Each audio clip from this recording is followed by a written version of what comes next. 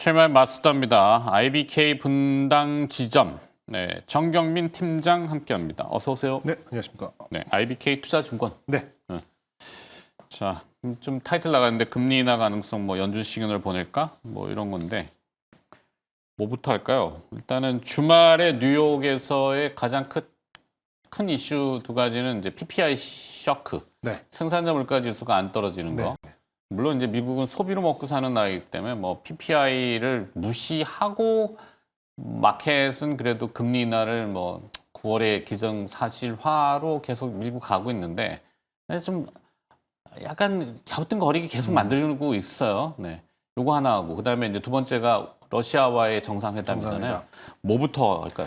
둘 다 묶어서 보도록 하죠. 어떻게 묶어요? 뭐 묶을 수 있어요. 어쨌든 이제 다 금리 인하로 결부지을 수 있는 이제 러시아부터 이런 먼저 부분이기 합시다. 때문에. 러시아 그거는 이제 제가 뭐 다 그 생중계를 본 건 아닙니다만 그렇죠. 뉴스를 좀 봤는데 굉장히 의아했던 것 중에 하나가 공중 분열을 그러니까 보통 이제 이렇게 귀빈이 내방을 하면은 이게 보통 이렇게 사열을 하잖아요. 네네네. 근데 미국에서는 이제 공중 분열, 비행기가 가서 퍼레이드 같은 거를 해줬거든요. 막 근데 스텔스 날아가고 네, F-35 옆에 붙고 있고. 예, 그리고 F-22가 그래서 랩터가 붙었던가요? 네, 근데 빈살만이 왔을 때도 그렇게는 안 해줬거든요. 그러면 그 제가 러시아의 그 이제 대통령이라면 지금 이제 전장에서 자기 병사들 뭐 심한 말로 좀 죽어 나가고 있는 이제 그런 상황인데 미국의 최첨단 그 뭐 세계에서 가장 좋은 비행기와 가장 좋은 전투기와 폭격기가 이게 공중 분열을 해줬단 말이죠. 근데 그거를 보면서 저 두 사람 저 종전에는 별로 관심이 없는 것 같다라는 생각이 일단 좀 의전이라기보다는 약간 과시? 의학을 주는. 네, 그런 부분이 좀 있었고요. 왜냐하면 그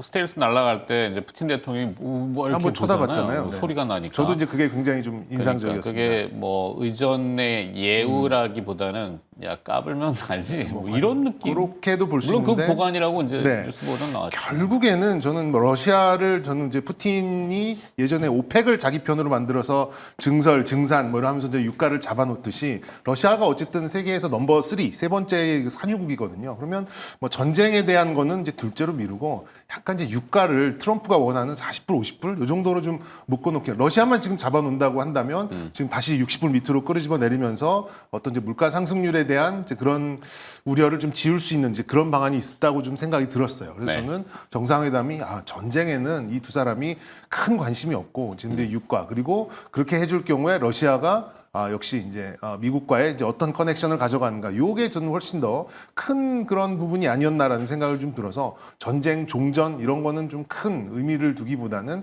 결국에는 트럼프는 이제 자기 나라 미국에 대한 그리고 자기의 경제 정책 관세로 인해서 지금 인플레가 심해질 것이다를 반박하고 데이터를 끌어내기 위해서는 결국에는 유가거든요. 유가를 좀 잡기 위해서 푸틴을 좀 끌어들이는 예전에 이제 오펙과 했던 이제 그런 것들을 가져가는 게 아닌가라는 생각이 들고 PPL도 이제 많은 이제 경제학자들이 얘기합니다만 관세가 발의되기 한 2, 3개월 전에는 어쨌든 밀어내기, 끌어당기기 이런 것들이 좀 몰리기 때문에 PPI. PPI 같은 경우에는 조금의 좀 오류 그리고 이제 숫자적인 왜곡이 좀 있을 수 있다. 그래서 3분기 이후를 좀 봐야 된다라는 것에 대해서는 저는 어느 정도 좀 수긍을 한 것 같습니다. 그래서 더 중요한 걸로 놓고 본다면 뭐 매월 나오는 PPI보다는 저는 이제 유가를 푸틴을 어떻게 포섭을 해서 물가를 어떻게 잡아내느냐 이게 조금 더 좀 중요한 부분이 아닌가라는 생각이 들어서 향후에 좀 유가 흐름을 좀 본다면 어떤 얘기가 나왔는지를 우리가 좀 넘겨짚을 수 있지 않을까 이렇게 좀 해석을 하고 있습니다. 근데 뭐 딜이 노 딜로 끝났잖아요. 네. 그러면서 이제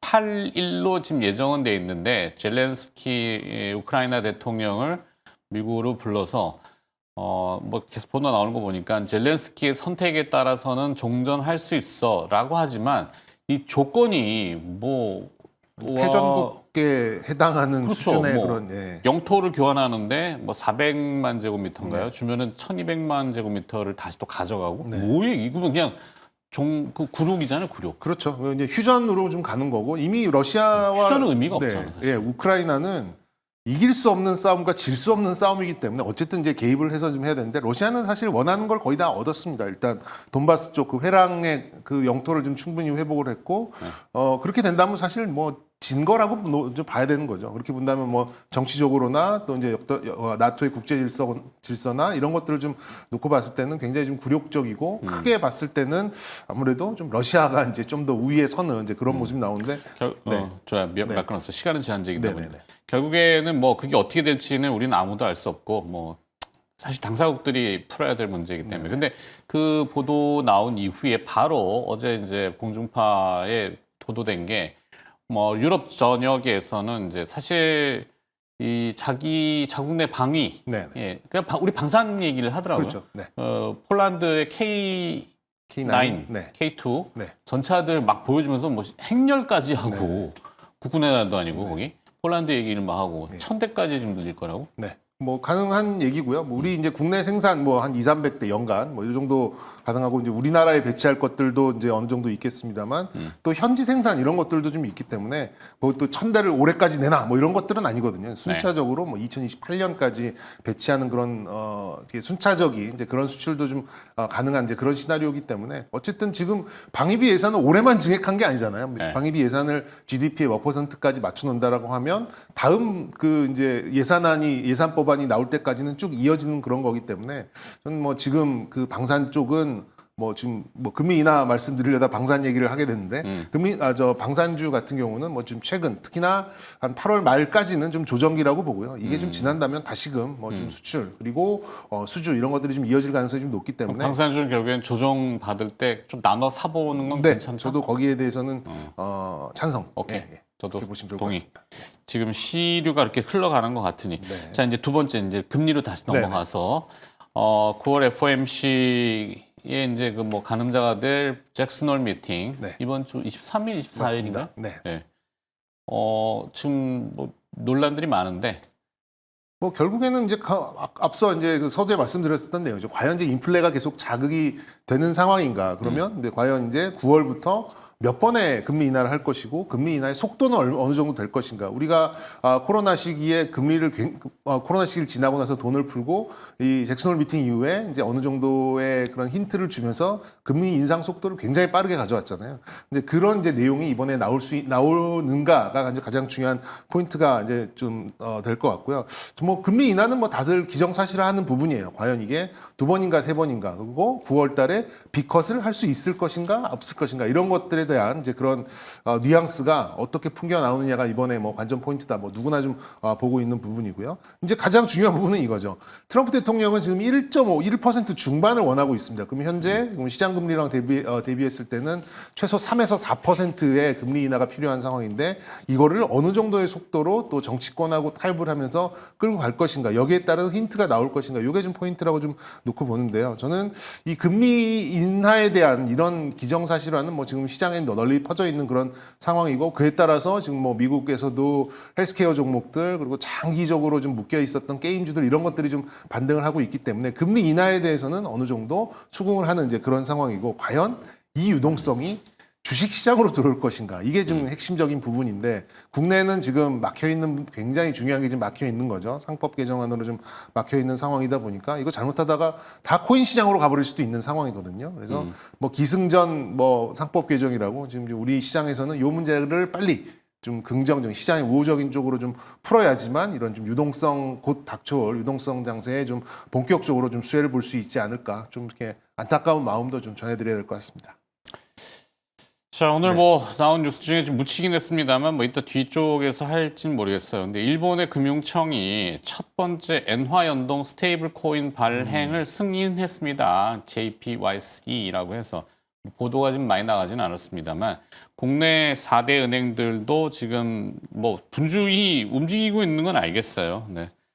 저러다 보니까 말씀하신 대로 뭐 금리 근데 제가 좀 꺼림직한 거는 이 기정사실이라는 거.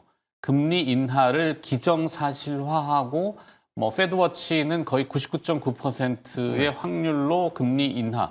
그러니까 B컷에서 50bp에서 그건 좀 물러서서 25bp 이렇게 했잖아요. 못 박았는데 너무 이상한데? 그래서 저는 개인적으로는 이번에는 이제 그 잭슨홀에서는 매도 아니고 비둘기도 아니고 올빼미 순리대로. 올빼미. 네, 올빼미. 지켜보는 것만 그냥 밤낮으로 지켜보는 거 이렇게 되면 시장이 약간 실망도 할 수 있지 않을까 싶긴 한데 지금 바이오 얘기 하셨잖아요. 네. 뭐 계속 둥개둥개 합니까? 그럴 거. 저는 이제 개인적으로는 순리적으로 가는 걸 가장 좀 선호합니다. 25, 25, 25 이렇게 간. 왜냐면 갑자기 빅컷을 할 경우에는 경기가 그렇게 빨리 망가졌나? 내릴 뭐 정도로 이렇게 할수 있죠. 이렇게 급한가? 라는 이런 또 반대쪽에 그런 이제 그 시각이 있을 수 있거든요. 그래서 제가 금리 인하는 뭐 다들 수긍을 하는 부분이고 과연 이게 금리 인하를 따라서 유동성이 이제 주식시장으로 들어올 수 있는 이게 이제 핵심적인 부분인데 금리 자체의 어떤 속도나 이런 것들은 사실 이제 그 지표로서 이제 작용하는 그런 부분이죠. 그래서 뭐 0.5 갑자기 빅컷을 때리고 그다음에 뭐 더 금리 인하를 하고 이런 그 금리의 속도보다는 그게 또 말씀 주신 대로 이제 경기에 그런 좀 악영향을 좀 줄 수 있는 시그널이 좀 될 수 있기 때문에 뭐 앵커께서 말씀하신 올빼미 그냥 순리대로 0.25, 0.한 세 번 정도가 좀 가장 적절하지 않을까. 그래서 좀 시장도 약간의 거기에 따라서 좀 고민 그리고 거기에 따라서 좀 관망, 우려 이런 것들을 좀 하고 있긴 합니다만 네. 어쨌든 뭐 이번 그 잭슨홀 미팅에서 뭐 많은 좀 힌트가 좀 나오기를 좀 기대를 해봐야 되지 않을까 싶습니다. 안 나올 것 같아. 저는 좀 나올 거라고 생각됩니다. 기대하면 안 나오는데. 그런가요? 네, 이게 뭐 하여튼 뭔가 이렇게 막 그 소문난 자체 변죽 올려놓으면은 나오는 거 아무것도 그렇죠? 없고 네. 뭘까 이렇게 궁금증만 사내고 오늘 저희 그 증시10 타이틀이 아까 나 자막을 내보는지는 않았는데 이제 백스텝이냐 백스탑이냐 그러니까 어감의 차이지만 백스탑은 뒤에 그물망이 있기 때문에 야구에서 그러니까 뒤로 안 넘어가는 위험성이 이제 제한적이다. 그래서 오히려 그거는 안전판이니까 하지만 백스텝은 뒤로 물러나야 되거든. 근데 저는 오늘 백스텝을 뭐라 자꾸 부정적으로 얘기하는 게 아니라 아니 막 늘어지는 거예요. 느낌이 뭔가 이렇게 와 달아오르고 뭔가 전진합시다 막 이런 게 막 손바닥도 마주치고 이래야 되는데 안 맞는다는 그게 마지막으로 맡고 있는 게 상법 개정. 모든 게 글로 기절. 법 개정 예, 거기에 기결되는 이제 것 뭐 같아요. 부동산은 다시 둥개둥개하고 있고 그러니까요. 네. 이게 좀 뭐 그러면서 뉴스 나왔잖아요. 서울의 1,000만 인구는 내 집 아니고 네 집에서 살고 있다. 아주 의미 있는 그 기사. 이게 언론도 참 저도 뭐 속해 있지만 재밌어요. 자, 제약바이오 어떻게 해야 돼 그래서? 뭐 민감도는 어쨌든 가장 큰 업종군이죠. 그래서 뭐 결론, 그러니까 좀 이렇게 뭐 둥개둥개라는 표현을 쓰셨는데 어떤 특정 종목에 대해서 조금 이제 리스크가 있으신 분들은 요즘에 그 코스닥 대형주로 만들어진 ETF들 굉장히 많이 있거든요. 네. 그런 종목로 그런 종목들 위주, 그런 ETF 위주로 우회를 하시는 게 저는 최소한의 포모를 막을 수 있는 이제 그런 방법이다라고 좀 볼 수 있겠고 지금 이제 시장의 그 큰 그 뭐랄까 대세는 역시 비만 제형 변형, ADC 요 세 가지거든요. 이제 거기에 관련된 종목들이 역시 이제 코스닥에 분포가 많이 되어 있기 때문에 뭐 알테오젠, 펩트론, 또 뭐 리가켄 바이오, ABL 바이오, D&D 파마텍 이런 게 지금 한 빅5로 꼽히는 그런 종목들인데 말씀드린 뭐 비만이나 또 뭐 이중항체 ADC나 또 뭐 제형 변경 이런 플랫폼 쪽에 좀 치우쳐진 그런 좀 트렌드를 갖고 있기 때문에 뭐 시가총액 뭐 1,000억, 2,000억 그리고 뭐 상장한 지 얼마 안 돼서 또 유상증자를 앞둬야 되는 이제 그런 연구비도 없는 그런 바이오를 하시는 것보다는 좀 검증된 바이오를 하시는 게 이번 좀 유동성 장세에 좀 어울리는 방법이 아닐까 이렇게 좀 생각 드리는데 또 이제 이 부분은 또 대주주 양도세 여기에 네. 또 좀 걸려 있는 부분이 있기 때문에 그게 어느 정도 우리의 눈높이와 맞을 때는 이런 종목들이 좀 세게 움직일 가능성이 있습니다만 그게 만약에 원한대로 흘러갈 경우에는 뭐 크게 뭐 좀 시장에서 이렇게 좀 뭐랄까요 그냥 확 강세 속도를 좀 내지는 못할 수도 있다 이런 말씀도 좀 드려야 될 것 같습니다. 네. 비만 치료제가 어느 순간 막 만병통치약처럼 지금 부흥되고 있는데 사실 저는 검증된 바이오라고 이제 얘기하셨지만 이게 이제 마켓이 확 불타오를 때는 포모가 팽배하잖아요. 지금 안 사면 막 미칠 것 같거든. 그렇죠. 저거 당장 뭐 근데 이럴 때 경계를 저는 하는 편인데 너무 좋은 뉴스들이 도배되는 거 거기에 또 금리 인하까지 지금 그래서 저는 별로 바이오를 좀 지금 시점에서는 보고 싶지 그래서 않다. 제가 처음에 드린 말씀이 ETF로 우회하는 것이 최소한의 포모를 막을 수 있는 방법이다. 그래서 제가 좀 속된 말로 밑밥을 깔고 이렇게 좀 말씀을 좀 드렸습니다. 알겠습니다. 네. 까리시린다. 일상 용어를 쓰고 있습니다. 자, 게임주. 어, NC소프트도 뭐 계속 절더니 와 네. 펄어비스가 한번 되지게 그냥 그죠. 저희 그 KF21 보라매가 한 네. 8년 걸렸는데요. 네. 지금 펄어비스의 붉은 사막이 한 7년 걸렸거든요. 도대체 어떤 게 나오려고 이렇게 지금 진통을 하는 방산이에요, 건지. 방산. 네. 네.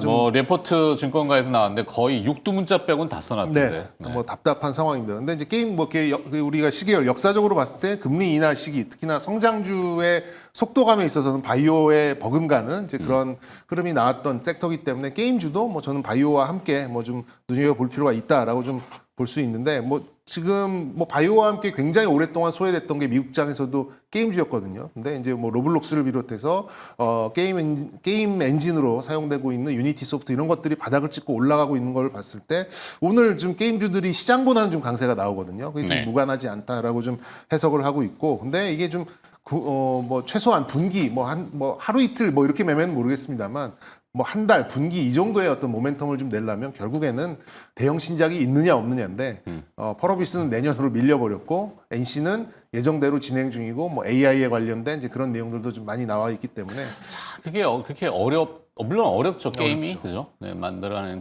개발하는 게 뭐 이 그것도 엔진이라는 걸 쓰잖아요. AI도 가속기 엔진이 네, 있지만 뭐 게임도 결국에는 같은 맥락일 텐데 GPU가 이렇게 발달을 하고 세상을 날아다니는 세상인데 게임이 와 왜 이렇게 절고 있을까? 그 붉은 사막 같은 경우는 또 이제 이게 온라인 게임이 아니라 이게 또 이제 갑자기 생각나는 콘솔? 콘솔 게임이다 보니까 아무래도 거기에 따라서 이제 오류를 실질적으로 좀 대처해야 되는 것들이 뭐 거의 우리나라 같은 경우는 거의 처음이다 보니까 좀 많이 길어진 것 같은데 원래 뭐 앵커에서 말씀하신 너무 이렇게 기대를 하면 또 실망도 좀 큰 상황이다 보니까 펄어비스는 어쨌든 팔 사람 팔고 다시 저가에 주울 사람, 저가에 매수할 사람들이 나타나는 그런 변곡까지는 그래도 일단은 좀 지켜봐야 되지 않을까. 네. 그래서 저는 개인적으로는 NC를 NC? 지속적으로 좀 말씀드리고 싶습니다. 자, 그리고 이제 8월 아직까지는 더워요. 네. 근데 8월 지나고 이제 9월 들어가면 뭐 추석 시즌 들어가면 또 선선한 찬바람 불잖아요. 찬바람 불면 나오는 게 배당입니다.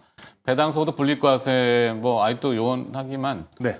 뭐 배당 줄까요 이번에? 올해는 자사주소각은 지금 열심히 하는 것 같은데. 열심히 하고 배당에 대해서도 성향을 좀 높일 가능성이 좀 있어 보이는데 이게 주식을 바로 사기보다는 왜냐하면 이제 대주주에 걸리고 또 그래봐야 또 뭐 금융주 이런 것들에 굉장히 치우쳐 있는 게 좀 많다 보니까 개인들이 저렇게 좀 차트가 높게 서 있는 그런 금융주들을 접근하시긴 좀 어려울 것 같거든요. 그래서 이제 배당주야말로 저는 ETF가 답이다라고 좀 생각을 하고 아니면 그냥 배당주를 담아가는 이제 그런 그 주식형 펀드들이 있어요. 이런 걸로 우회하시는 것도 이런 대주주 양도세를 좀 피하면서 배당 수익을 올릴 수 있는 그런 방법이라고 저는 생각이 들고 그리고 이제 제가 가끔 뭐 좀 이렇게 말씀드리는 건데 맥쿼리 인프라 같은 경우는 이제 네. 주식이 아니잖아요. 그렇기 때문에 배당 소득에 대한 이제 이런 것들도 어느 정도 좀 피할 수 있고 그리고 이제 연간 뭐 6% 초중반 정도의 그 수익률이 좀 나오기 때문에 그게 이제 평균 배당 수익과 그게 벌어진다라고 하면은 그게 또 프리미엄으로 작용할 수 있기 때문에 자본이득도 볼 수 있는 이제 그런